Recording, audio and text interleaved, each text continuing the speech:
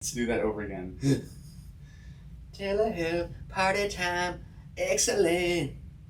And if you know what that reference is, you're old. I have no idea what you're talking about. Wayne's World, party time. Okay, alright, well, it's something that you should know. Yeah, so let's talk about... Let's talk about telehealth. Let's talk about virtual. Yeah. Yeah, that's virtual insanity. That's a whole nother song. What? It A switches. song? That's a song too? You are trying to get me to sing it. This, my friends, is called gaslighting. You witnessed it live. Where are we? Right here. Oh my lantern. All right, let's do it. Telehealth. Hopefully the video stays current. We'll see. Oh, I hate choppy video. It's been so annoying. All right. Word. Hey everyone, welcome to the Shrink Pink podcast. We are excited here today. It's you guys don't know if you're listening from somewhere else, but it's no longer summer here, so it's like dark and dreary. So We said this was coming. yeah, we knew it was coming. So we're going to be recording a whole lot more podcasts because we're never going to go outside ever again for like 10 more months. We're recording our summer stuff now. Yeah, right. No, we're excited to be here today. We are back from we were in Las Vegas over the weekend with some of our brothers from across the country, some of our buddies that own their own practices.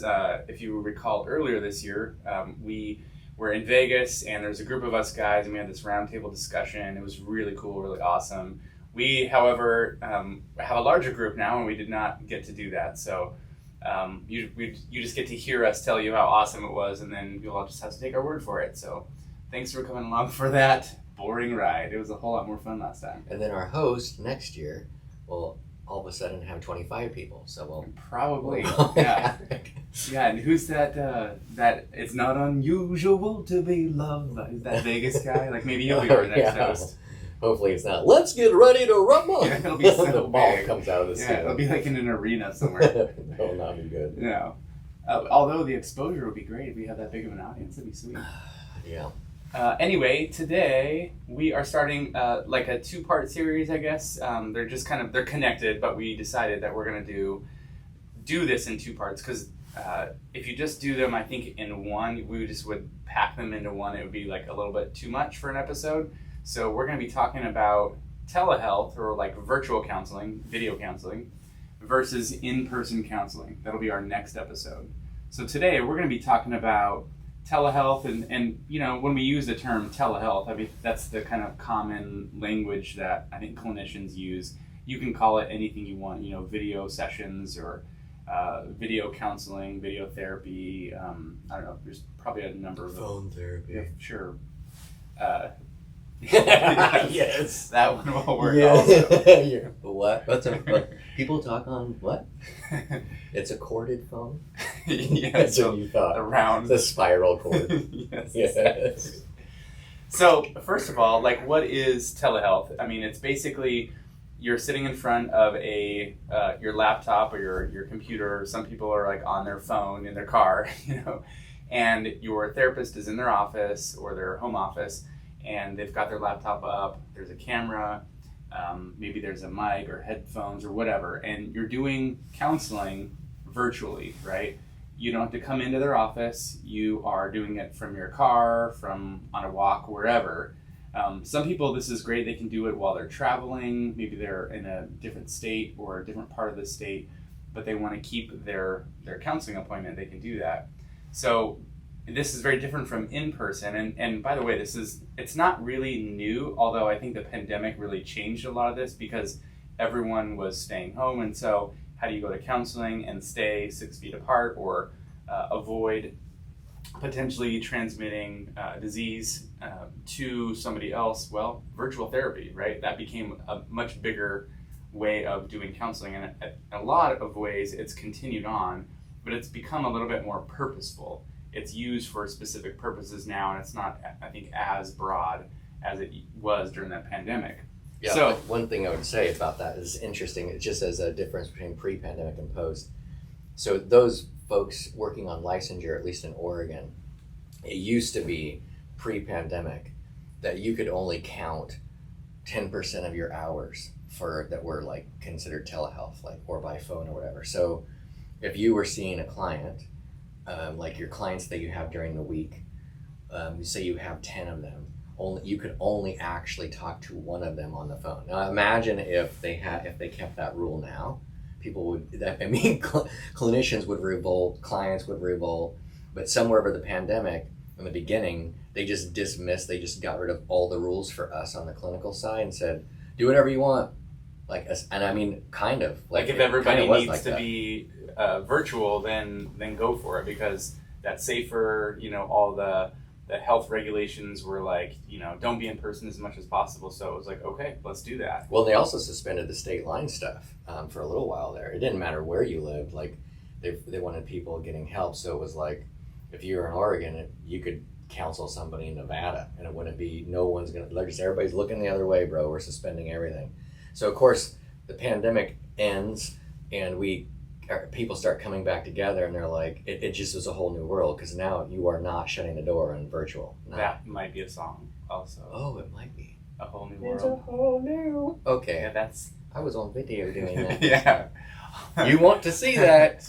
No, you don't. I like how you moved into the soprano up there. Like That was falsetto. Yeah. But it's true. It created a new environment. And the other thing, too, about the whole pandemic thing is I think it really clarified a lot of things. In a certain sense, you're describing how, like, the barn doors were thrown wide open, right, into this wild, wild west of video counseling. And we got a new soundboard. that was it. But it threw open the barn doors for the wild, wild west of video therapy, right? So now, like, all bets were off. You can do like all kinds of things. But then through the process is like, okay, we learned things, we honed our knowledge and awareness, our experience of like what works or what doesn't work. And so one of the things now that has come out of this, I think that has been really good for video therapy or telehealth, is the ability to see clients who are in remote parts of your state. So for example, we are in the Portland metro area, so we're in an area that is accessible like everywhere, like around the Portland metro. You can come from east, west, north, south, and get to us fairly easily. However, if you drive a little ways, let's say a little bit south and then a little bit east into the middle of the state, you're going to get into like nothing land. There are places in Oregon where it's so rural, or there aren't very many counselors, or if there are therapists that are there, everybody knows them. So if you were to go to this person, everybody might know, like you might be in the waiting room and like, oh, hey Bill, like I actually didn't want you to know that I was here. So seeing a therapist in the Portland area that's like an hour or two away, or even like 3 or 4 hours away, is actually a huge benefit, right? For confidentiality, or maybe for a specific specialty. Maybe there's nobody in your town that works with eating disorders, or nobody in your town that's got some specialty in gambling addictions. But you have to see somebody in the metro area farther away, but you can do that now via telehealth. Right. I was thinking of the therapists in the small communities. They could be not named. There's a movie. It doesn't really matter. Anyways, I was thinking of calling them the Chamber of Secrets. Because you imagine being a Harry Potter. Yeah, Harry Potter. Because all that stuff that you'd be holding everywhere, it would kind of be hard as a therapist in that community. Because I mean, everybody'd be like, "Hey, man, you see Bill?" And then you're like, "You mean like on my way here?" Right. like his new. I can't tell you if I saw him in therapy, but I could tell you if I saw him on my way here. Right. Man, that'd be lame. Anyway. Why'd you get awkward all of a sudden? No reason. I can't confirm it or not why I got awkward. Wait, you're a therapist. Is he coming to see you for therapy? No, I can't tell you that. Call me on the phone now, and we'll do therapy. What? Anyway. So telehealth is one of those things that is broadened access. I think you're no longer limited to what's directly around you. And the other thing too is that this will kind of get into the time and convenience factor of telehealth, is that no longer are you confined to the location that you're at. You're within a certain radius, maybe 10 miles or 30 minutes or something like that for your therapy. But the other thing is, like, because you can see people 4 hours away without driving anywhere, right? That's pretty awesome. But the other thing too is that for a lot of people, they've got really busy schedules, and maybe all they have is a lunch break at work, and they don't have time to leave the office, drive somewhere 20 minutes even, and then do the counseling appointment and then drive 20 minutes back. I mean, now you're looking at an hour 40, in this example, when they only have an hour lunch break. Like, so that wouldn't work. But with virtual therapy or telehealth, you can just pop out from your office, get into your car, or close your door to your office and pull your blinds so nobody can look in and see what's going on, and do your counseling appointment right from the convenience of your mobile device, and then go right back to work. Or you could multitask. You could go to the grocery store. You can go to different places that you have to go anyway. Or you could drive to pick up your children while you've got your phone like hanging up. And if you do that, right, your phone's going on like video, Zoom, for example, then make sure you plug it in and turn your AC on, because your phone will overheat and shut down, and we will lose connection with you. Oh yeah, and everything we just talked about our lies from the pit. Yeah, don't freaking go to the grocery Yes, store. Right. Do not do those things. Don't drive. Those are the things that happen. Right. Hold on just a second. Johnny? I can't believe he's doing it. Hold on. Johnny? Wait, Mary, are you riding a horse? What's going on? Can everybody hear me in the background? Hi, counselor! That has literally happened where like they're in the car and there's like kids in the back seat. I'm like, so can they hear me? Yes. No, they're on their device. Okay. And then one of them looks up in the Yes, back. right. Actually, they definitely heard me. Yeah. Right. Okay, well, anyway, let's jump back into your sex addiction. Right. Yeah, so don't do that. You're still going to have to carve time out, okay? Some of you guys are getting like willy-nilly and wild westy with your virtual counseling. And you're like, I don't even know why I'm listening to this episode. I already know all this stuff. Well, yeah, that makes sense. I mean, there is a lot that everybody knows at this point. I think one of the reasons to talk about it is to highlight that there are definite benefits to it, and also you need to use it appropriately. Mm-hmm. I was talking to a colleague in Vegas, and he's such a great guy, and he does business a totally different way, and he was trying to think through like the whole process of virtual counseling and whether or not to even have a lease anymore and that kind of thing. But the comment they made about virtual is he said, people sometimes will, like the executive types and different entrepreneurs will be sitting in that situation of virtual, and then like they'll literally log on at like I think he said like 1 o'clock, and then here they are, maybe they'll eat lunch while they're there, that actually is not a big deal. Yeah, some people even come into the office and bring their food, on their lunch break or whatever. Right. That's fine. Yeah. So, but then, like log off the counseling at like 1:59, and then immediately go back to work. And part of the problem with that is that there's no time to process what happened, and so you do need to figure out some way to account for that with virtually. And the other thing is that he said, the other thing that can happen is you have throughout the session, you're sitting there on your computer device or whatever you're on, and it's pinging. An email comes in, boom, so there's certain kinds of distractions that you have to manage that I think it's not okay to put up with. I mean, you've got to create some environment where you can focus, and then you can spend time afterwards. If you're going to take this seriously, you're going to pay money to do it, you need to give yourself the space to integrate what it is that you're learning and going through and processing. Yeah, and I mean, I did this too with my own therapy when, like during the pandemic, I would have virtual sessions, and I would take notes on my computer, because I use on my MacBook, I have like my notes app, right? And I would take notes during the session. But the thing is, and I really would do exactly what you're talking about, where I think it was like first thing in the morning or maybe end of the day or whatever. So like I would log on, do my appointment, and then immediately roll into some other appointment, right? And or vice versa, roll out of my last appointment into counseling and then move on with my day or whatever. But the thing is, I had to really be intentional about going back to those notes and looking at them like that day of like, okay, I did therapy, let's reflect on this. Like even if I couldn't do it right away, I had to come back to it and see like, okay, what were the key things, what were the takeaways, let's revisit this.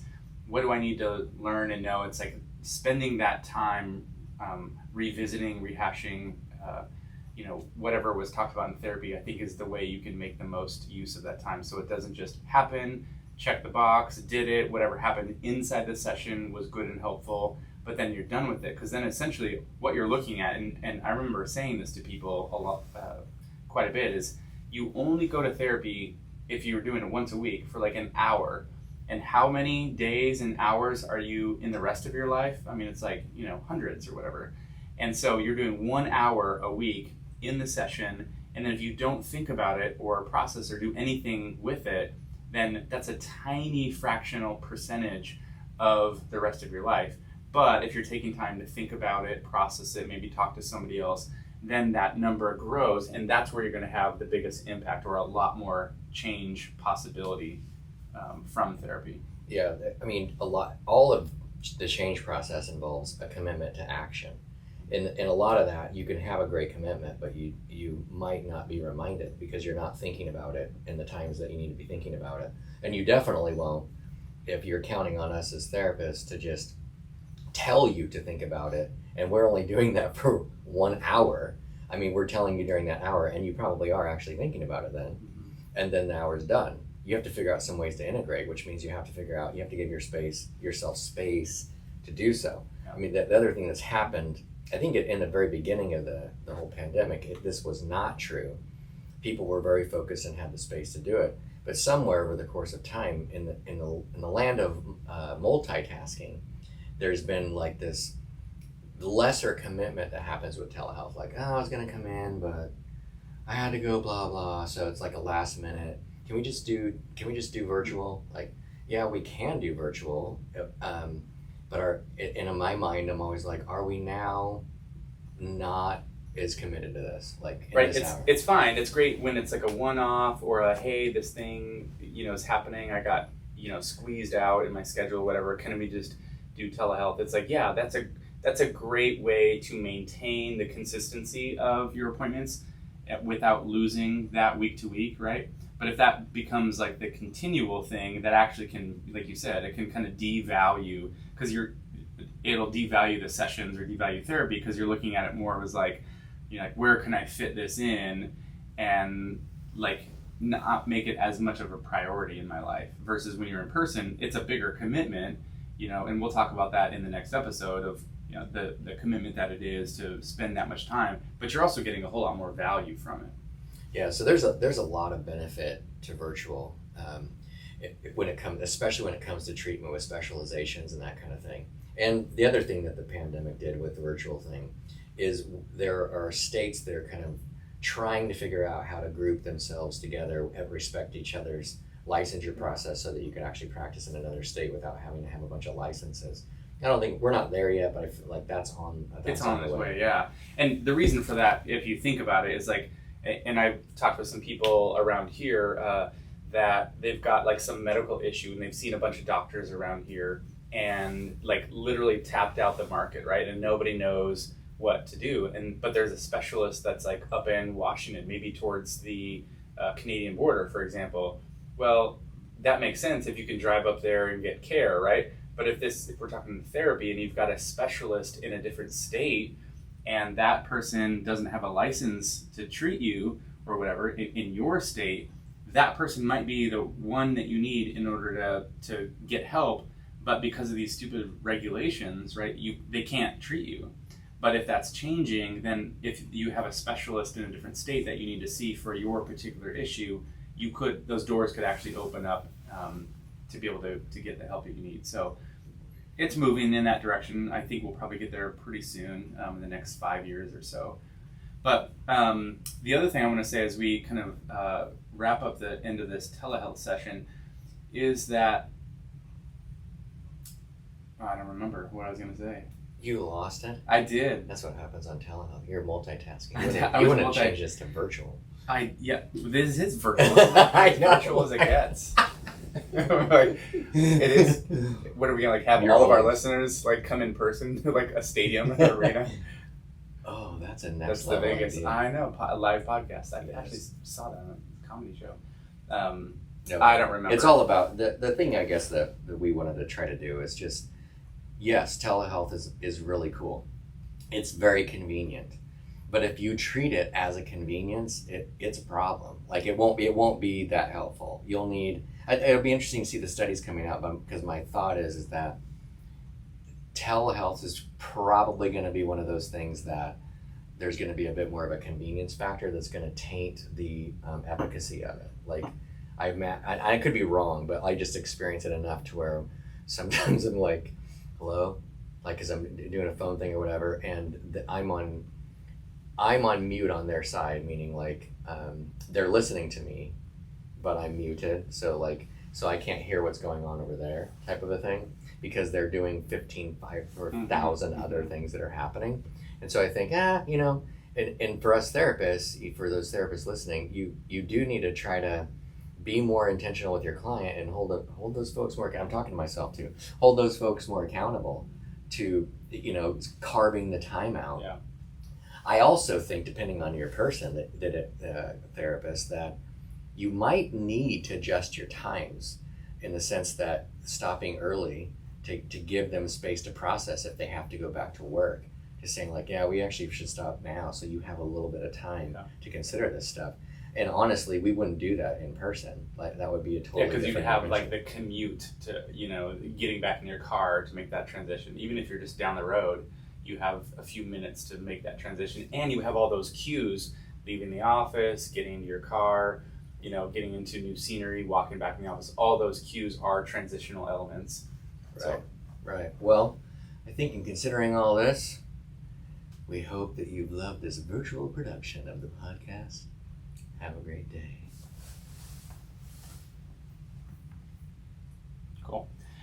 I wasn't sure if at the thing I was going to say, which maybe it's not even like the greatest thing to say anyway. It was like, if you're a client, make sure that we can see more than just like from your nose up, or like this, because it's like some people you can't see any. I don't know what you're thinking or feeling or how you're reacting because I can't see you.